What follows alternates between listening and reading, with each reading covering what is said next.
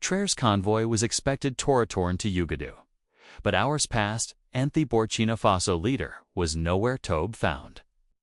The security team was put on alert. Western intelligence service began generating assassination theories when Traoré suddenly appeared.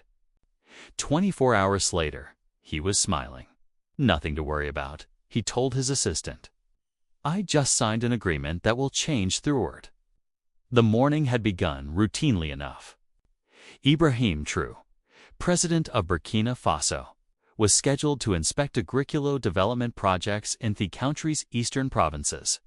His convoy, 3 armored vehicles and a security detail, had departed the capital at dawn, a deliberate choice. To avoid both the midday heat and potential security risks, Colonel Amara Konit, head of residential security, had personally overseen the arrangement. The road had been secured, local officials briefed, and the usual counter-surveillance sumis implemented. A standard day of residential duties in a region where security could never be taken for granted. By mid-afternoon, the convoy was expected to begin its return journey to Ouagadougou. The presidential office had already prepared the customary highlighting Traoré's commitment to rural development and food sovereignty. His scheduled evening briefing with military leadership was set, but as the afternoon stretched into evening, a troubling realization spread through the presidential palace. No one had heard from Traoré or his convoy since their 11:32 a.m. check-in near the village of Conchour. "Try again," Konot ordered the communications officer, maintaining a calm exterior despite his growing concern. "All channels, prioritize protocols." The response was the same it had been for the past hour. Silence. By 8 p.m., what had begun as concern transferred into a full security crisis. Konot activated the presidential emergency protocols, mobilizing Aladdinites to retrace the convoy's route while maintaining absolute secrecy about the situation.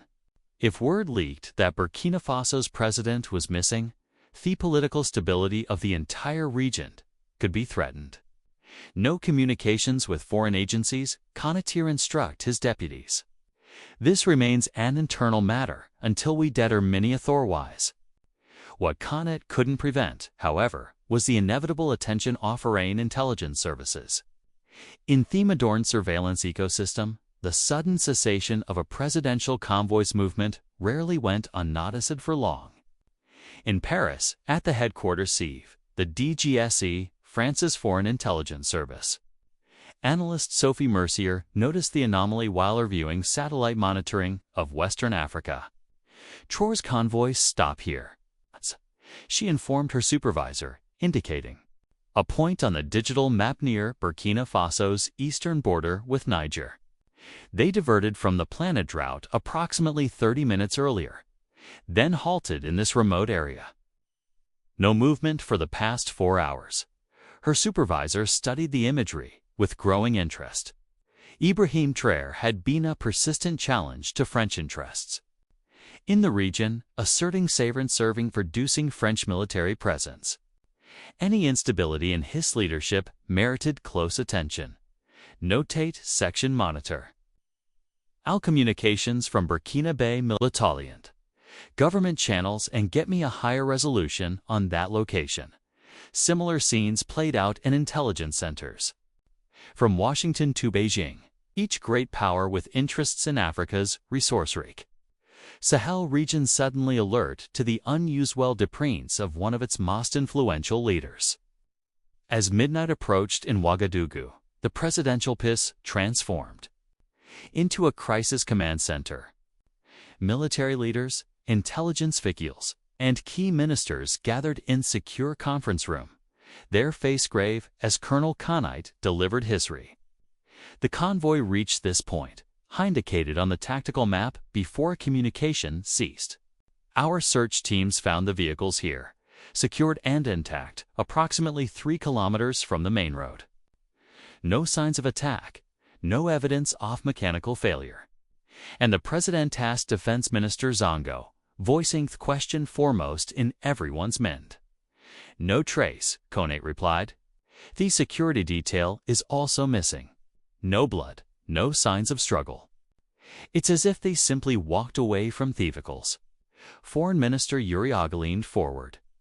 Could this be a coup attempt or a foreign abduction? Kanat shook his head. The vehicles were not forced off the road. They were deliberately parked and secured. This August, a planned deviation, not a hostile action. By trial, Ray himself scoozed Zongo, incredulous. It appears so, Tonase confirmed. The lead driver reports that the president personally ordered the route. Change and Ladder instructed them to stop at that location. He then directed the entire security detail to accompany him on what described as a short but important tour. The room fell silent as the implications sank in. Their president had been abducted or assassinated. He had deliberately gone off it. But why and where? The question reverberated by Burkina Faso's border. By dawn, intelligence agencies across multiple continents were generating theories and scenarios, each filtered through thelons of their national interest.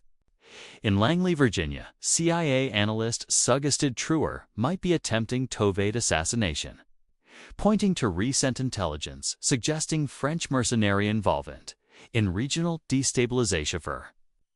In Beijing, Ministry of State Security officials speculated about negotiations with Russian operatives regarding mineral rights that China had been pursuing. In Moscow, leadership wondered if Traoré was meeting with American officials. Potential Liondorn Russia's growing influence signed the Sahel. The one thing no intelligence service serious like inside was the truth.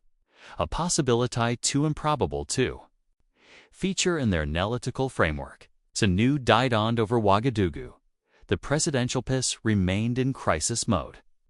Colonel Kanate had deployed additional units to the eastern border, established emergency communication protocols, and prepared contingency plans for various scenarios. The public remained unaware of the situation, but rumors had begun circulating among diplomatic circles. Then, at precisely 10:17 a.m., almost 24 hours after his disappearance, Ibrahim Traoré walked through the main entrance of the presidential palace as if returning from a routine outing. He wore the same uniform as the previous day, though it appeared slightly dusty. His security detail resumed their posts without explanation. Colonel Connaughton intercepted him in the private antechamber, his relief at seeing the president alive quickly, giving way to professional concern. Miss President, with all due respect, what happened? The entire security apparatus has been at necessary readiness levels. Traoré interrupted smoothly, which is exactly as it should be. Your response weighs exemplary, Colonel. He smiled, patting his trusted security chief on the shoulder. Nothing to worry about. I just signed an agreement that will change the world. Before Kone could press forward tales, Traoré continued toward his office. Convene the full cabinet in 1 hour and prepare the secure communications room. We'll need to make some calls to our regional partners immediately. As the stunned Kalano watched him walk away, he noticed something unusual. Traoré was carrying a small metallic case he hadn't had the previous day, clutching it with a degree of care that suggested extraordinarium. Within the hour, the presidential cabinet assembled, their faces showing a mixture of relief and confusion. Traoré entered the room with characteristic confidence, placing the metallic case carefully on the conference table before addressing the assembled officials. I understand Yuval had a concerning 24 hours, he began, his tone matter-of-fact. That, while soon avoidable given the sensitivity of what I'm about to share with you. Hey upon the case, revealing what apparato be, an ordinary tablet computer and a small stack of documents bearing familiar letterheads.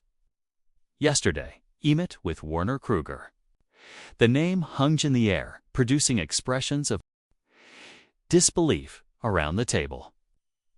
Werner Kruger was not a head of state or recognized diplomat.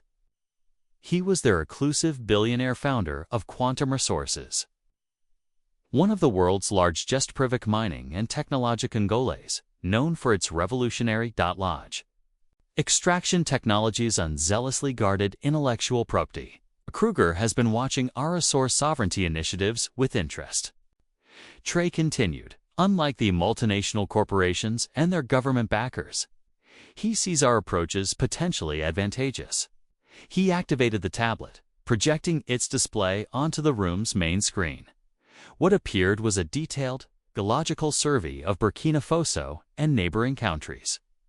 But unlike any survey they had seen before, it showed mineral deposits at depths and concentration shot conventional prospecting technos couldn't detect. What you are seeing is the result of quantum's proprietary deep scanning technology, Traoré explained. Technology they've ever shared with any government or public entity. Finance Minister Caberliand forward, studying the display with widening eyes. These rare earth deposits, they're at least 5 times larger than our current estimates. 8 times larger, Traoré corrected. And that's just the beginning. He swiped to a new screen, showing a complex geomatic. This is Quantum's exclusive neural processing system. It achieves 96% extraction efficiency compared to 40–60% of current methods, with minimal environmental impact and energy requirements. The implications were staggering. Such technology would transform the economics of mineral extraction, making even previously unprofitable deposits highly valuable, dramatically reducing dependency on foreign processing facilities. Defense Minister Zongo looked skeptic.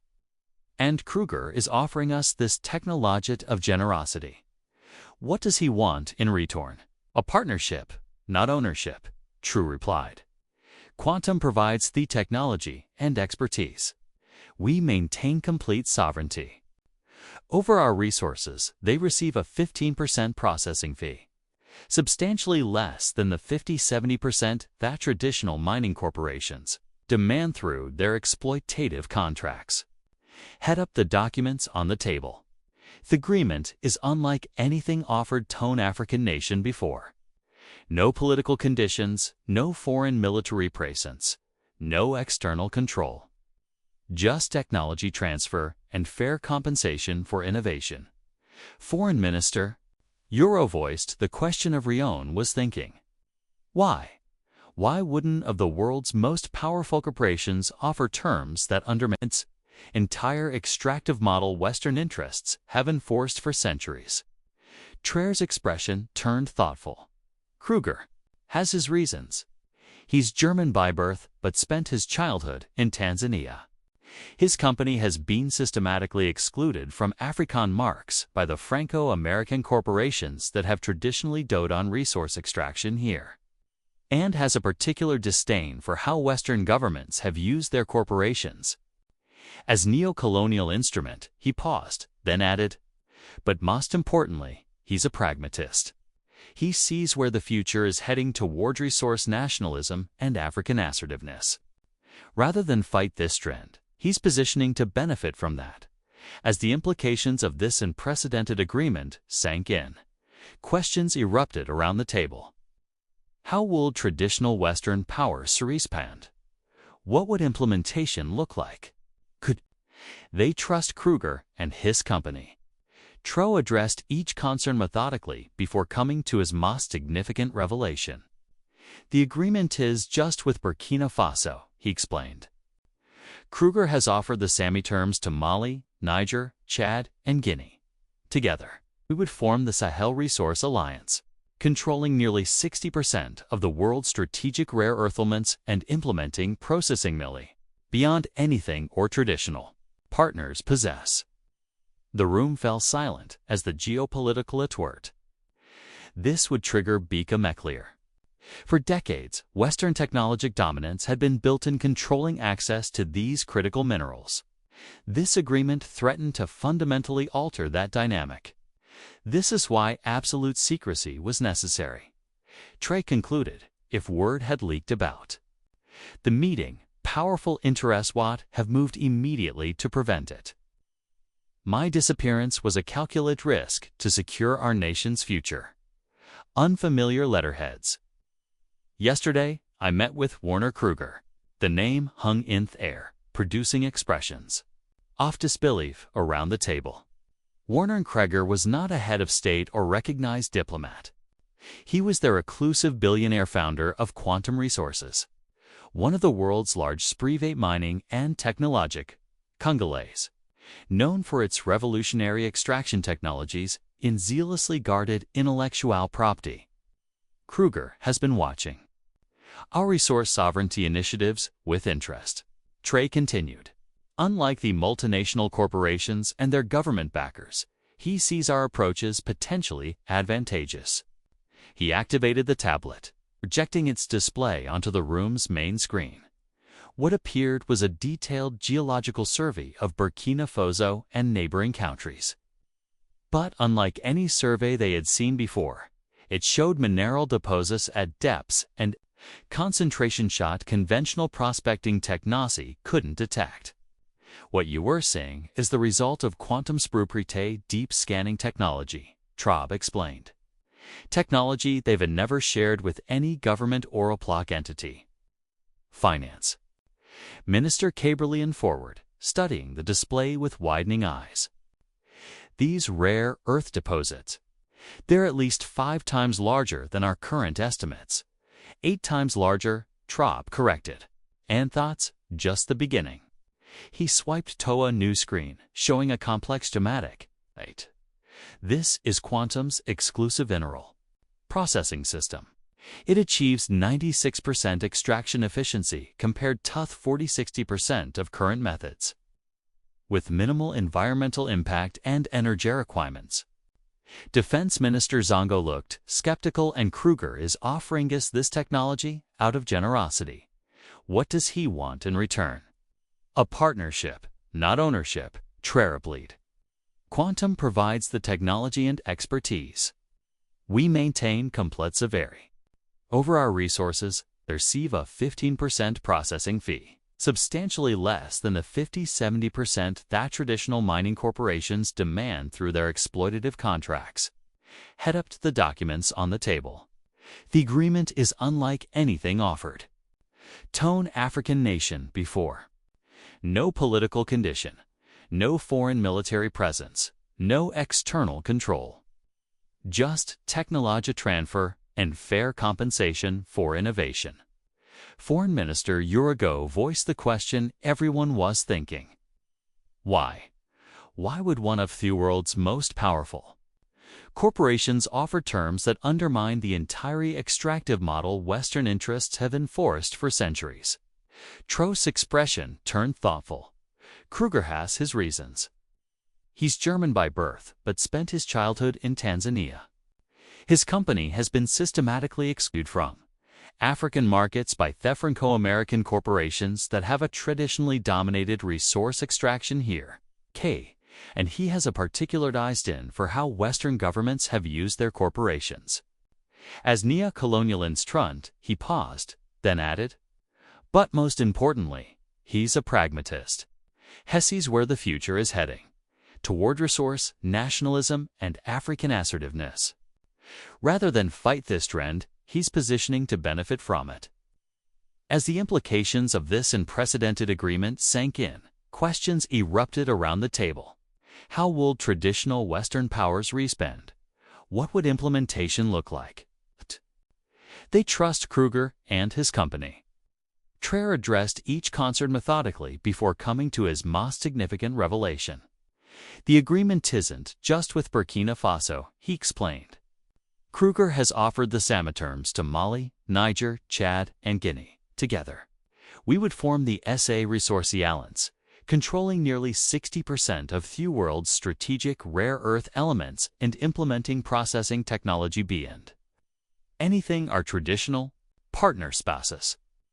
The room fell silent as the geopolitical earthquake this would trigger became clear. For decades, Western technological dominance had been built on controlling access to these critical minerals. This agreement threatened to fundamentally alter that dynamic. This is why absolute secrecy was necessary. Traoré concluded if word had leaked about the meeting, powerful interests would have moved immediately to prevent it. Midi-saperance was a calculated risk could secure our nation's future. Asked cabinet meeting concluded, true suit clear. Directives preparation for implementing the agreement would begin immediately, but would remain classified at the highest level. The other nations would send technical delegations. Within the week, a joint announcement would be coordinated once initial implementation had progressed significantly to be irreversible. Ouattara didn't mention what only he and Kruger knew was the catalyst for this unlikely partnership. 3 months earlier, Quantum's advanced scanning technology detected something that changed everything. Beneath the Sahel region lay not just rare earth elements, but what appeared to be the world's largest deposit of an extremely rare mineral crucial for next-generation quantum computing and advanced energy storage. Whoever controlled this resource would have unprecedented knowledge in the emerging technological lands of the mid-21st century. In the days following Traoré's mysterious Rotterdam, intelligence agencies worldwide attempted to piece together what had happened during his missing satellite imagery. Was scrutinized. Communications sonally, sources questioned. But the meeting had been meticulously planned to avoid detection, held in an abandoned mining facility whose shielding prevented surveillance. 2 weeks later, observant analysts noted an unusual pattern. Technical specialists from Quantum Resources began arriving in Ouagadougou, followed soon after by similar avowals in Bamio Niamey and Conakry. Specialized equipment was transported under heavy security. Satellite imagery showed new construction beginning. 8 remote sites across the Sahel region. In Paris, the French foreign minister called an emergency meeting with intelligence officials and corporate elders from their major resource companies. What exactly is Traoré implementing, he demanded. And why are a quantum resources specialists suddenly else over the South? The intelligence chef looked uncomfortable. We believe some kind of technology transfer agreement has been reached, but details me T-mine. Elusive, Quantum has always been extraordinarily secretive about their proprietary systems. Whatever it is, added the CEO of France's largest mining conglomerate, it appears to be coordinated across multiple countries. Or local sources report unprecedented secrecy around new facilities, being constructed near major mineral deposits. Contact the Americans, the foreign minister ordered. This could threaten Western access to critical materials. We'll need a coordinated response. But crafting that response, provisioning. Traditional pressure points, threats of economic isolation, security concerns, political destabilization lost there. Effective in essence countries suddenly implementing TICLA that changed the resource equation. When Mali announced it was reviewing all existing mining contracts with European companies, citing new technical capabilities that fundamentally altered previous feasibilities. The pattern became clear. 1 month after his disappearance and mysterious return, Ibrahim Traoré, his nation in a televised broadcast that was also carried live across the Sahel region. Today, I am announcing the formation of the Sahel Resource Alliance. He began standing gagons, a backdrop showing the flags of Burkina Faso, Mali, Niger, Chad, and Guinea. This historic cooperation between our nations will transform how, develop, and utilize the natural resources with which our lands have been blessed. He outlined the agreement with Quantum Resources, emphasizing the unprecedented nature of the technology transfer and the maintenance of full resource sovereignty. For too long, our nations have been told that we lack the technical capacity to develop our own resources, that we must accept comfortable terms from foreign corporations who position themselves as indispensable partners. Today, that narrative ends. The international reaction was immediate and revealing. Western financial publications described the alliance as destabilizing and potentially harmful to global supply chains. Chinese state media expressed concern about resource nationalism while simultaneously offering alternative alternatives frameworks. Russian commentators praised the assertion of African sovereignty against Western neocolonialism. Stock prices of traditional mining conglomerates fell sharply as investors recognized the threat to their African operation. Quantum resource buying. Privately held, made no public statement. But industry analysts know Ted's company was aggressively hiring specialists in rare earth processing and quantitative geology. 3 months after the formation of the Sahel Resource Alliance, the first results of the new partnership became visible. A processing facility near Ouagadougou, built in record time using Quantum's modular technology, began producing rare earth concentrates. Unprecedented purity. Similar facilities in partner nations followed shortly thereafter. What shocked international observers wasn't just the speed of implementation, but the efficiency. The new facilities achieved extraction rates that made traditional mids seem primitive by comparison, drastically reducing environmentality while increasing yield. Western mining executives who had initially listed the alliance as unsustainable without their expertise now scrambled to understand what had changed. How had 5 of Africa's poorest nations suddenly leapfrogged decades after technological development? 6 months into the implementation, Ibrahim Traoré invited selected international juristas to tour the Ouagadougou processing facility. The resulting coverage, despite attempts by Western media to downplay its significance, sent shock waves through global resource market. What we witnessed, wrote one respected technology correspondent, represents nothing less than a paradigm shift in mineral processing. The efficiency, environmental profile, and output quality exceed anything currently operating in Western facility. Remarkably, the operations are staffed and managed entirely by Burkina engineers and technicians after adjustments of training. As the economist implications of the alliance become clear, diplomatic initiatives from traditional powers intensified. The United States offered preferential trade status. France proposed a strategic developed partnership. China suggested infrastructure investments complementary to current resource development. Traoré and his alliance partners responded with polite but firm consistency. They welcomed fair trade relationships and mutually beneficial partnerships. But the era of external control over their resources was definitively over.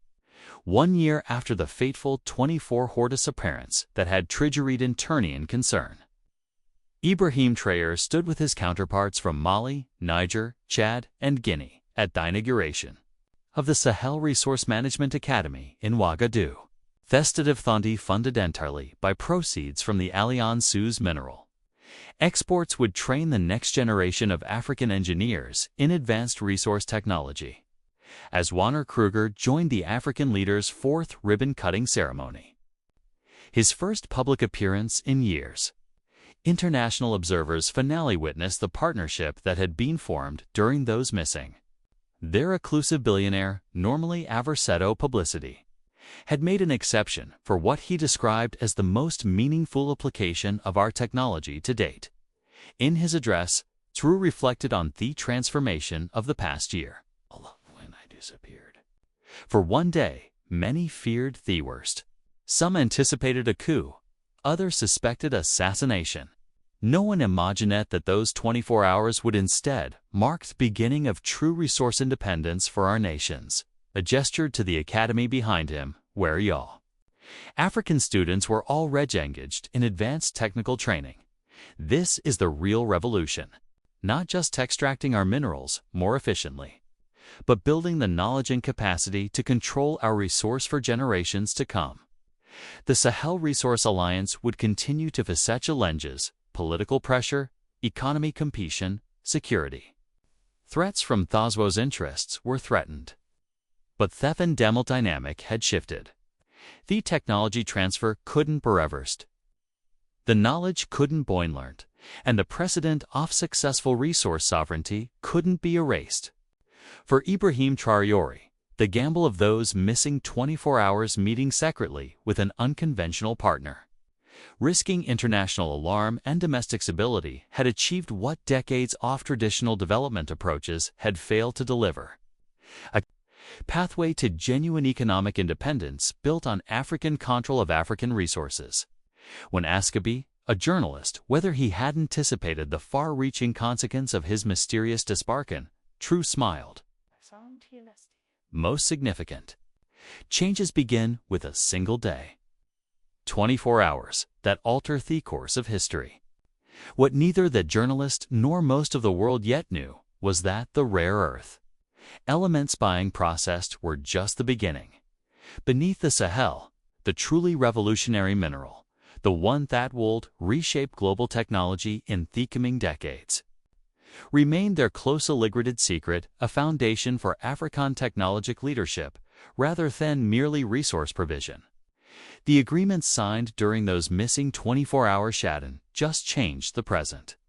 It had secured a future where Africa would transition from the world's resource supplier to a technological innovator in its own right. All because one leader had disappeared for a day and returned with a smile, saying simply, "I just signed an agreement that will change the